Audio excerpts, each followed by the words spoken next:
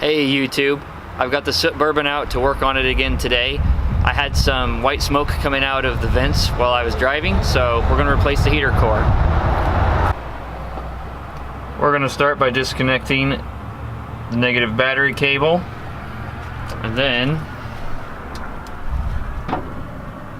we're going to move to disconnecting the heater hoses from the heater core.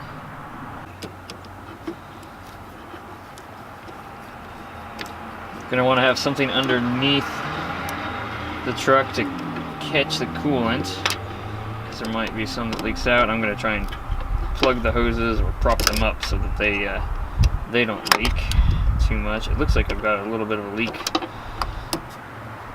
down here already.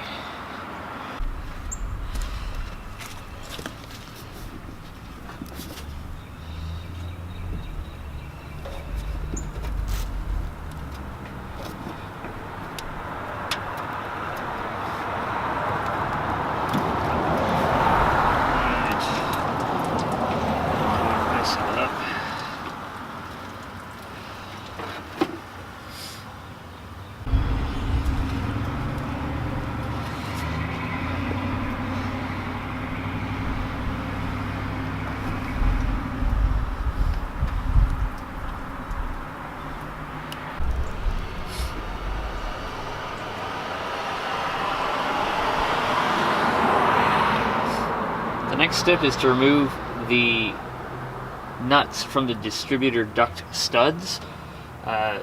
These studs hold the heater assembly to the firewall from the inside. So there's one right here.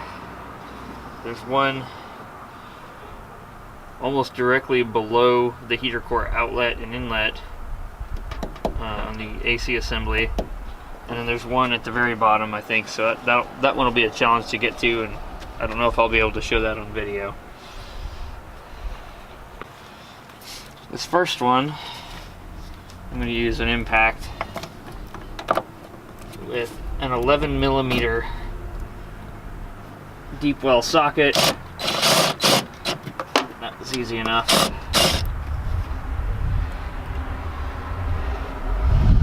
So I'll get the other two now.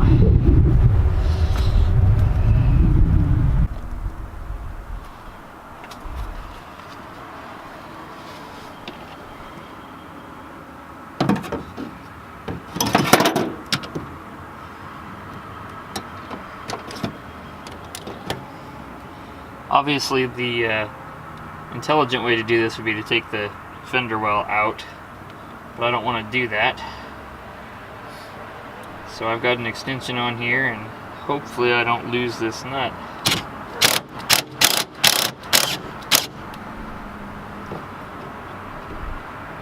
Let's see if I got it.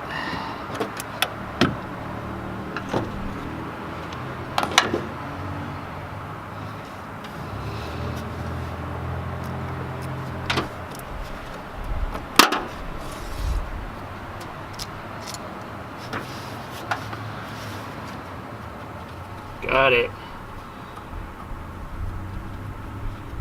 We're going to move to the inside of the truck now. Alright, the next step is to remove the glove box door. We'll do that by removing the screws underneath it. There should be 4, but there's only 3.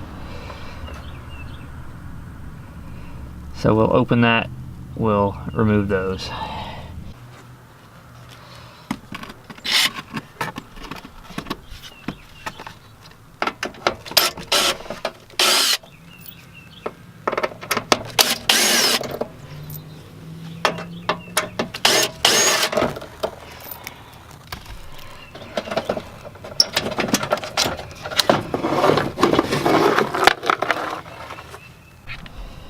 Okay, the next step is to remove the air defrost and temperature door cables.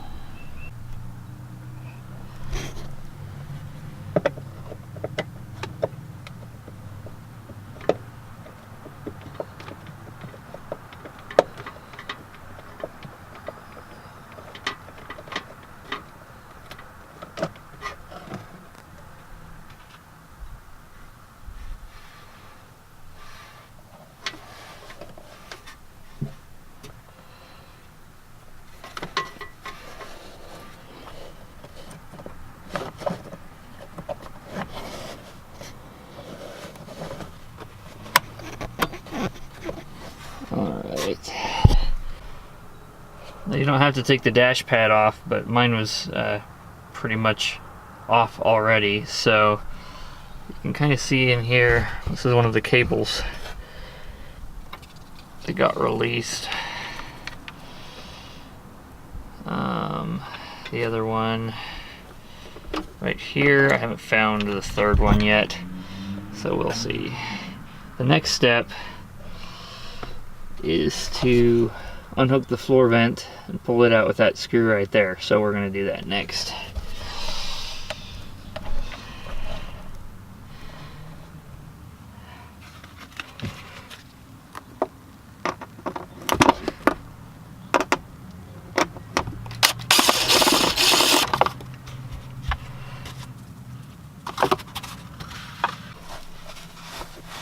So this is one of the studs here that we pulled out that was the hardest one to get to. There's supposed to be one right here as well.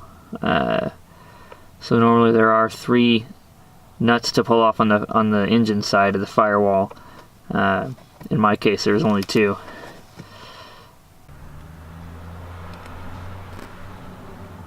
I'm going to go ahead and remove the defrost duct next.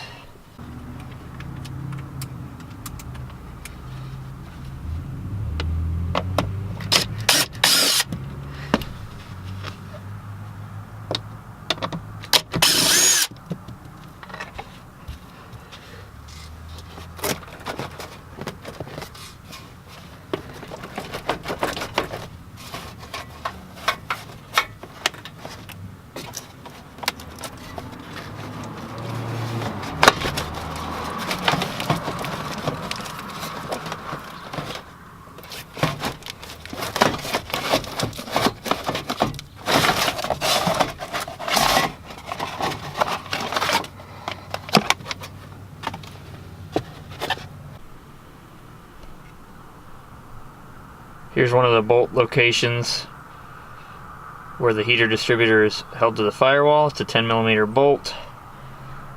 I think there's one more, so we'll see if we can find it.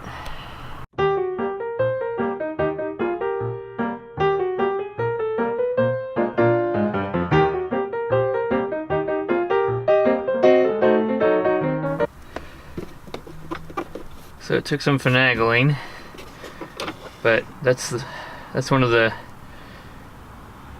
bolts or the posts that go through the firewall. And then of course there's a bolt down here. It looks like all I need to disconnect here are some vacuum lines that control the switching here of the defrost and stuff like that.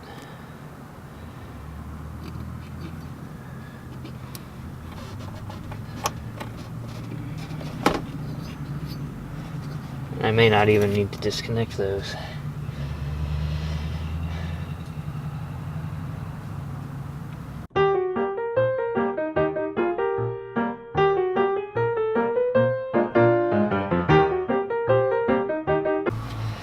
So I think this is the way this is going to go. Is I gotta tilt it forward to get it out. It's probably going to dump coolant everywhere if there's any left in there, which there probably is. It's a good thing this carpet is all old and ripped up anyway.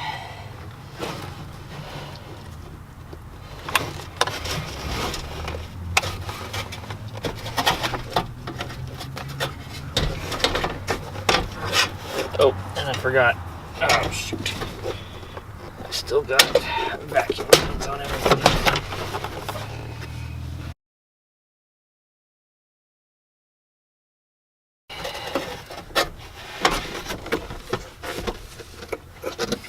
Alright, we're out.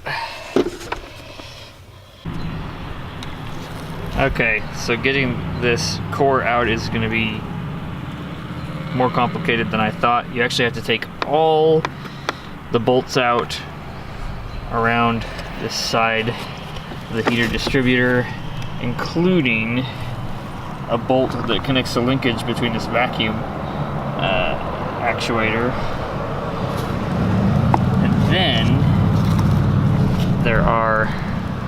there's a retention strap that you have to remove bolts from on either side there. So looks like we're finally gonna get this out, but it took a lot longer than I thought.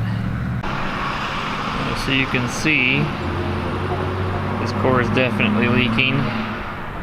We've got the new core installed already. Now we're just gonna have to put the whole box back together.